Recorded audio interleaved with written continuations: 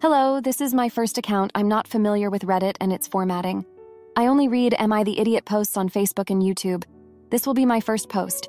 I apologize in advance for the long post and my mediocre English. I, 33 years old, female, owned multiple businesses. I'm not really rich, but since I'm single and childless, I have a lot of spare money. I also saved a lot for my retirement, since I don't plan to marry and have children.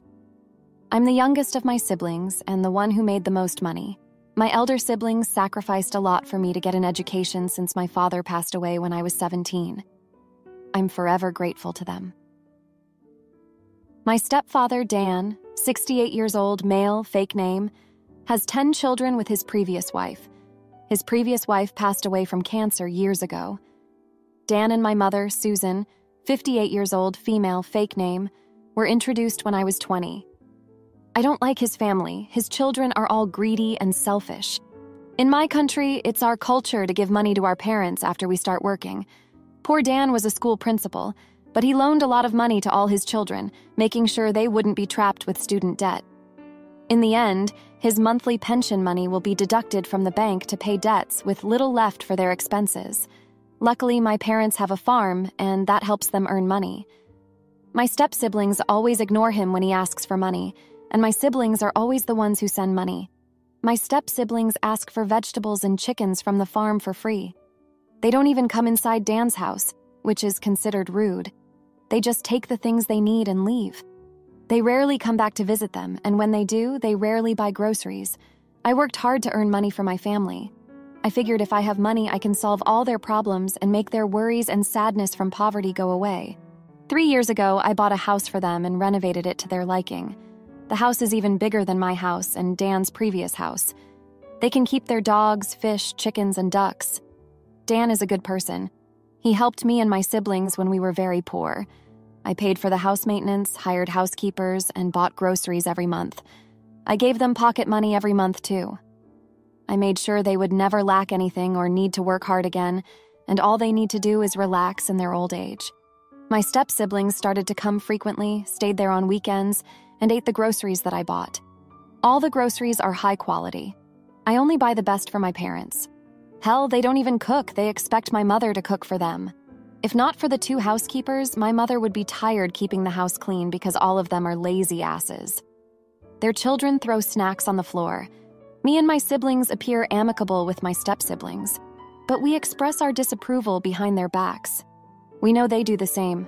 They're two-faced after all. They even ask for some money from my stepfather sometimes. The pocket money that I give to him every month. My stepfather always gives some of his money every time, much to my frustration. They're literally chefs, accountants, managers, and teachers. A week ago, I came back alone to my hometown and stayed in my parents' house. I came to see if my parents lack anything in the house and to see the dogs and 2 cats. 3 of my step-siblings were there, with their families. We all talked for a bit in the living room, and then the topic of the house ownership came up. Apparently, my stepbrother thought the house is in Dan's name. I told them the house is still in my name. They got upset and passive-aggressively said, "I don't trust or care about Dan or my mother." I asked why does it matter since Dan and my mother live a comfortable life and I would never kick them out. Dan, being a passive-aggressive individual himself, shut them out and praised me, saying that I'm not his daughter but still do more. They were offended and went home that night. They have been making passive-aggressive posts about being controlling on Facebook ever since. My siblings made passive-aggressive posts as well, most of them mocking quotes about greedy and shameless people. Am I the idiot for refusing to change the ownership of the house? Does it matter when I manage everything in the house? Now, for a few comments before the update. Comment 1. Not the idiot, and this is super mean, but I'd be renovating the guests' bedrooms. So the step-siblings can't stay, or at the very least, not so many can stay. A drop sheet covering the furniture, a can of paint, and a ladder. These can easily be moved for welcome guests, but a great excuse why the leeches can't stay. The inside joke is you can just go round in circles blaming you, stepdad, and mom as to why these renovations are taking so long. P.S. Open the can of paint just before they arrive and the whole room will stink. Comment 2. Not the idiot. I think it might do a lot of good if all this passive-aggressive stuff is dropped and your side of the family, along with your parents, Dan, stopped pretending to be nice to the step-siblings' side. For once, stop pretending everything's so nice and call out all their disgusting behavior, and set some rules or simply disown them as no longer your relatives. It's frankly disgusting having to act nice to scumbags like them. Just reading OP's post was pissing me off at the nonsense the step-siblings were doing. Now for the update, thanks for the comments on my last post. So, things escalated quickly after that whole house ownership drama. My stepbrother, the one who kicked up the fuss about the house being in my name, decided to take matters into his own hands. He went behind my back and talked to my mom, Susan, about getting the house transferred to Dan's name. He spun this story about how it would be for the best, how it would secure their future, and all that. My mom, bless her, she's always been a bit too trusting. She actually considered it. I found out because one of the housekeepers overheard the conversation and told me. I was livid. I mean, after everything I've done for them, this is how they repay me? By trying to take away the one thing I held onto for security? I confronted my mom about it, and she was all apologetic, saying she didn't want to hurt my feelings, but she also didn't want to upset Dan's kids. It's like she was stuck with a difficult choice. But here's where it gets really messy. My stepbrother didn't just stop at talking to my mom. He actually forged Dan's signature on some documents and tried to file them with a lawyer to get the house transferred. The lawyer, being a family friend, called me immediately. I couldn't believe it. I mean, forging signatures? That's a crime. It's one thing to be greedy, but to stoop to illegal activities, that's a whole new low. I had to take action. I got my own lawyer, and we put a stop to it before it could go any further. My stepbrother, he got a scare when he realized I could press charges. I didn't, though. Maybe I should have, but I just couldn't do that to my mom. She was already so upset by the whole thing. But wait, it gets worse. In the midst of all this, Dan had a heart attack. It was like the stress of the situation just got to him. We all rushed to the hospital, and for a while it was touch and go. I was there every day, and so were my siblings. But guess who was conspicuously absent? That's right, Dan's own kids. They showed up once, whispered among themselves in the corner, and then left. Didn't even stay to see if their dad would wake up. Dan pulled through, thank God. But that event, it changed something in him. He saw who was really there for him and who wasn't. He told me in his hospital bed that he was sorry for everything, that he should have stood up for me against his own kids. It was a moment, you know, like everything was out in the open. So we're back home now and things are different. Dan's been quiet, reflective. He started to push back when his kids ask for money or favors. And my mom, she's been more assertive too. She told me she's proud of me, that she's sorry for even considering the house transfer. It's like they've both had this wake-up call. But here's the thing. Even after all that, I can't shake this feeling that I've accepted a terrible situation. I mean, I'm still the one footing all the bills, still the one they all rely on. And my step-siblings? They're laying low for now, but I can tell they're just biding their time, waiting for the next opportunity to take advantage. It's like this never-ending cycle. And me? I'm just tired.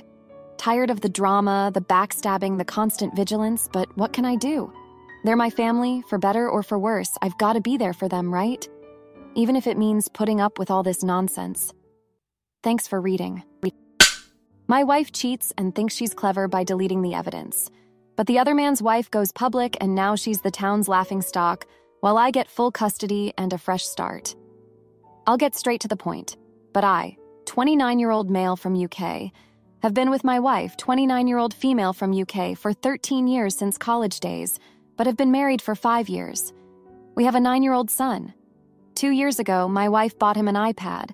Little did I know that device would cause the end of my marriage. My wife has never been overly attached or secretive about her messages when I'm around. We've shared our passwords as a sign of trust, so I never had any reason to suspect her of cheating. My son asked me to buy him Minecraft, so I said sure. I went onto the App Store, and in the Today tab, there was a section called iPad Essentials, and Snapchat was there. I thought it was strange for an 8-year-old to have Snapchat, so I asked my son why he has Snapchat. However, he didn't know what Snapchat is. Maybe he accidentally downloaded it? Curiosity struck me, so I opened Snapchat, and I think you can guess the rest. My wife made a Snapchat account, which is 1.5 years old, on my son's iPad, and had one guy added who we will call him J Jerk because it rhymes with his actual name. Regrettably, I lack concrete evidence of their explicit communication. All I have is evidence of J Jerk on my son's iPad, plus the fact that Snapchat's messages and images vanish within 24 hours. Contemplating the notion of impersonating my wife and reaching out to J Jerk on Snapchat briefly crossed my mind. However, I swiftly discarded the idea, wary that my wife might have J Jerk listed in her contacts on her iPhone. Such an action could potentially raise suspicion on why she would be simultaneously messaging him from 2 separate devices. Despite this, I opted to leave the Snapchat app and remove any traces that I opened it. Moving forward, I downloaded Minecraft onto my son's iPad. Following that, I took a moment to peruse my wife's Instagram, searching for any traces of a connection with J Jerk, but found none. However, a different story unfolded on Facebook, where I uncovered that she indeed followed him. Thankfully, his profile was publicly accessible, affording me a glimpse into his life and how it can assist my nuclear option. Notably, his online presence featured images suggestive of a wife and 2 children. Furthermore, it appeared that his primary hobby revolved around hiking, evident from the catalog of pictures captured amidst his various hikes. In case I wanted to go nuclear, I found his wife and his parents' Facebook profiles. So Reddit people, I need help for an endgame plan. Do I go completely nuclear and be a complete jerk and try to ruin my wife and J Jerk's life by exposing them to everyone? I studied sociology and psychology for A-levels years ago, and I don't want to create a toxic environment for my son. So what should be done? Edit. A user recommended me to search Snapchat memories, and there is the evidence I desperately needed. My wife sending unclothed pics to J Jerk. I am genuinely disgusted that my son could have accidentally come across these pictures, and I've practically finished with this marriage. As a Reddit user commented, I will 100% be going scorched earth. Now, for a few comments before the update. Comment 1.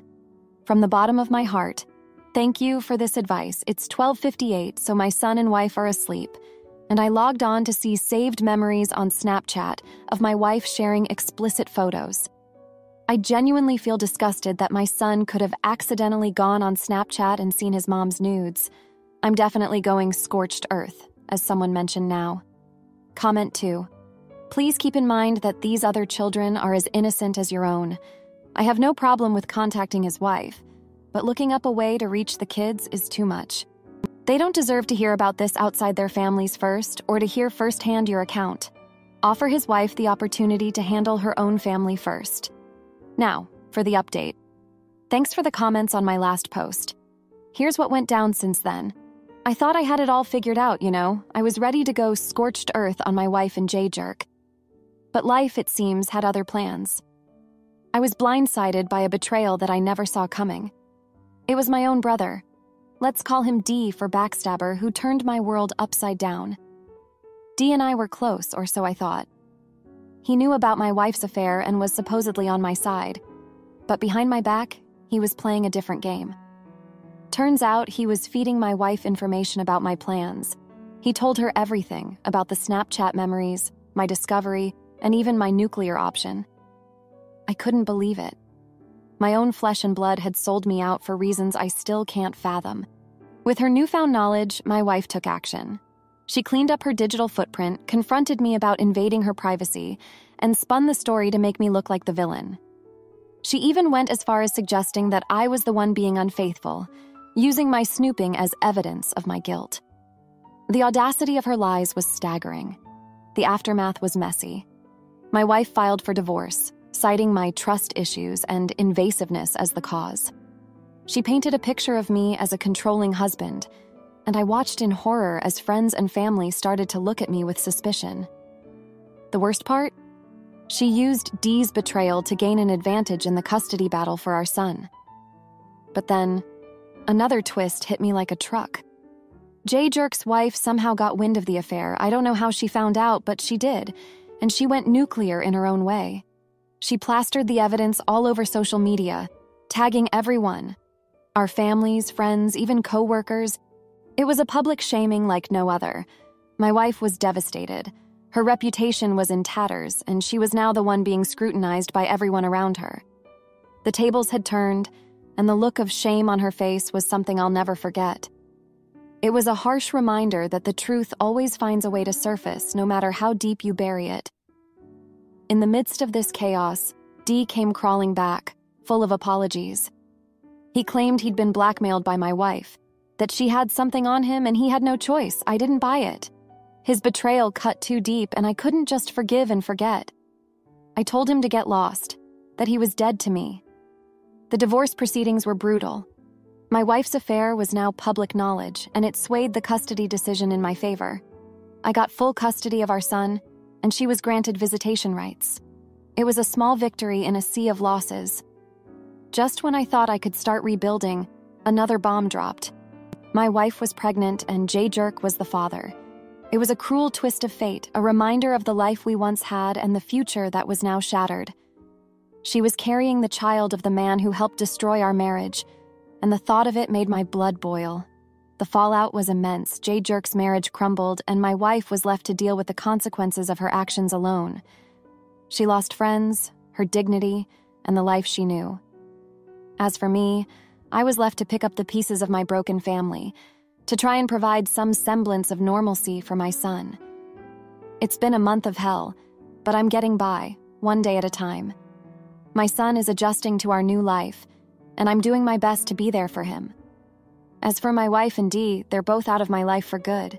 I've learned the hard way that trust is a fragile thing, and betrayal can come from those you least expect. Thanks for reading.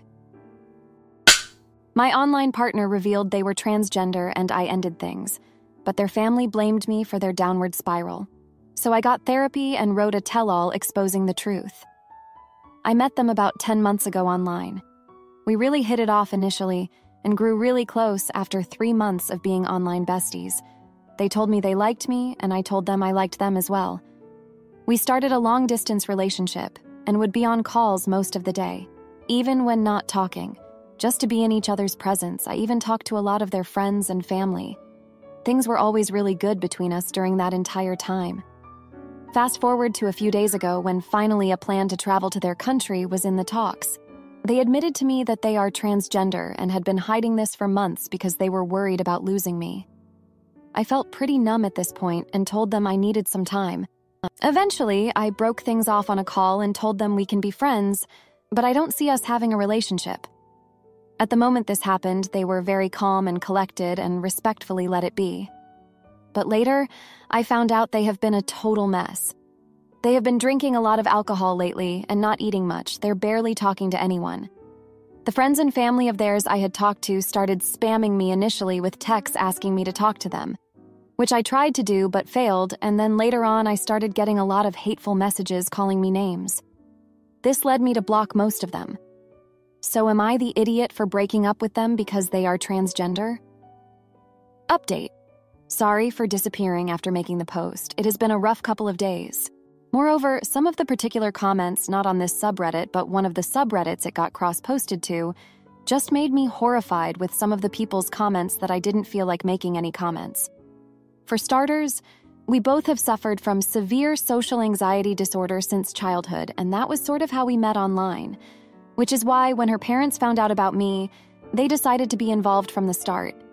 They didn't have a great outlook on an Asian guy and someone online, and TBH, they were probably stereotyping me to scam her out of her money, and that is how they had access to my contact.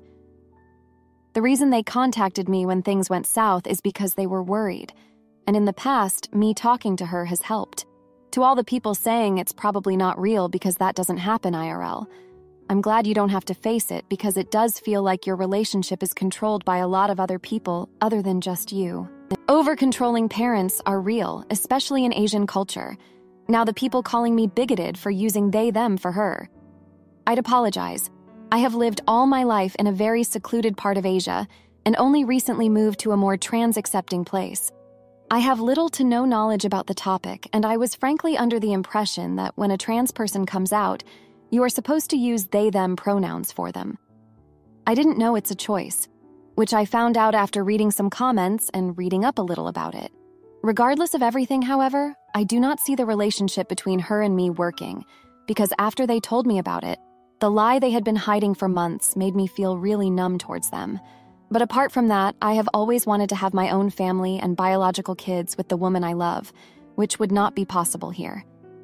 In regard to more about the situation, I have blocked all the contact numbers the family tried to contact me from, except hers.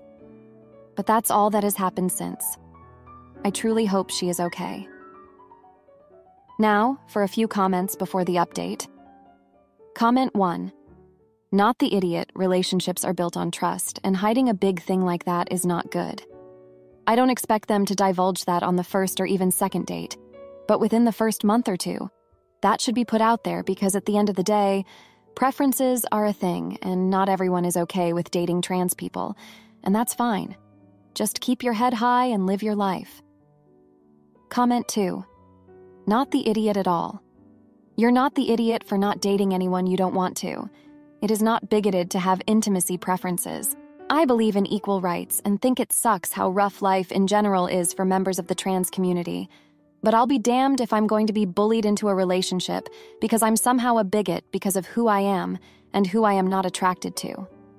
Now for the update, thanks for sticking around. I've got quite the story to tell.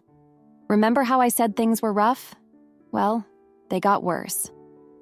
The day after I blocked everyone, I got a message from her. She was apologizing, saying she understood why I felt betrayed, but then she said something that hit me hard. She mentioned she was planning to start therapy because of the breakup and her mental state. That made me feel guilty, like I was the one pushing her over the edge.